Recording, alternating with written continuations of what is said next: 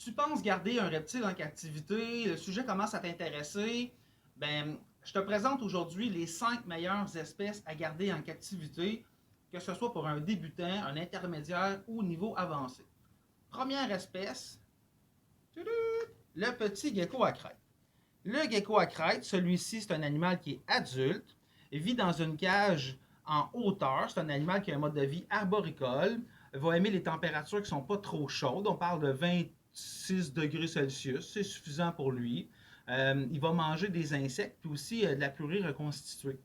Ça vient comme faciliter la garde en captivité pour l'alimentation.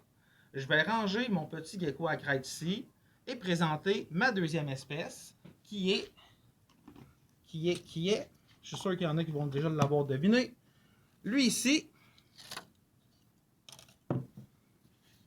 on reconnaît facilement ce gecko léopard grâce à sa moucheture, sa robe qui est mouchetée comme un léopard.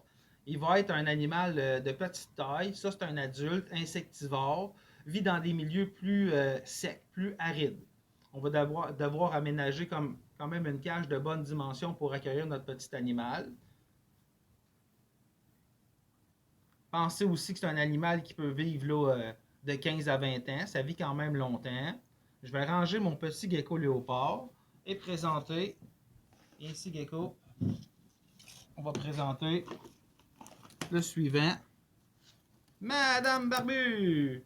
On a ici un dragon barbu de taille un peu plus grande que le gecko léopard. Ben lui va devoir avoir quand même une grande cage. On parle d'une cage qui fait au moins 1,20 m de longueur. Un animal qui vit dans les milieux arides et désertiques de l'Australie, donc c'est un climat chaud et sec. Une des particularités, c'est que ce dragon barbu a besoin d'un spectre lumineux particulier. Il a besoin de rayons UVB. Ça va devoir prendre des lampes un peu particulières pour votre lézard. Sinon, c'est un bon lézard qui est généralement facile à manipuler. Il va manger des végétaux, des insectes. Il peut manger aussi des escargots, des fleurs. Bref, un petit ajout à votre famille qui peut être drôlement agréable. Petit dragon barbu, je te remets au caméraman. Espèce suivante, on passe dans le groupe des pas-de-pattes. Serpent des blés. C'est un serpent qui est reproduit en captivité depuis de nombreuses années. C'est un serpent de, pas quand même, c'est pas un serpent de grande taille. Va demander quand même une cage d'au moins 90 cm, voire 1 mètre de long. Cet individu-là, c'est une coloration qui est quand même régulière. Il y a plein de couleurs qui existent chez les serpents des bleus. Il y en a qui ont des lignes, il y en a qui n'ont pas de noir, il y en a qui n'ont pas d'orange. Bref, bon serpent à manipuler. Il va manger facilement des souris décongelées. Ça évite que notre animal soit blessé. Puis les souris congelées se trouvent dans beaucoup d'animaleries. On a ici un serpent des blés. Serpent des blés, c'est un serpent quand même actif, qui va aimer se déplacer, qui va explorer les cachettes que vous allez lui mettre. Lorsque vous allez faire des manipulations, c'est quand même rapide. Ouais, rapide. C'est pas un serpent de course non plus. Mais là, je vais le mettre ici temporairement pour présenter la dernière espèce. Dernière espèce que je vous suggère comme premier animal à garder en captivité.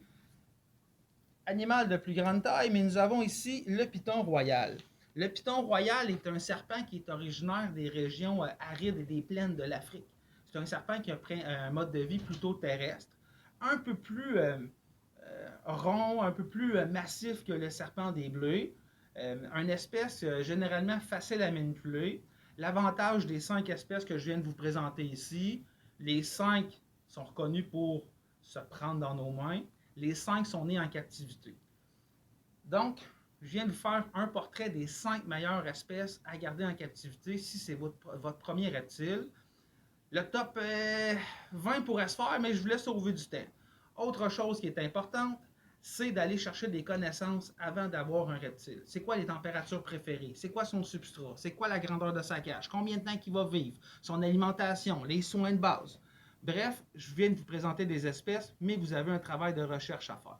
Sur ce, j'espère que vous avez aimé ma vidéo. Je vous suggère de me faire des petits pouces bleus en appréciation. On s'abonne à la chaîne YouTube de Monsieur Reptile, ainsi que sur notre page Facebook.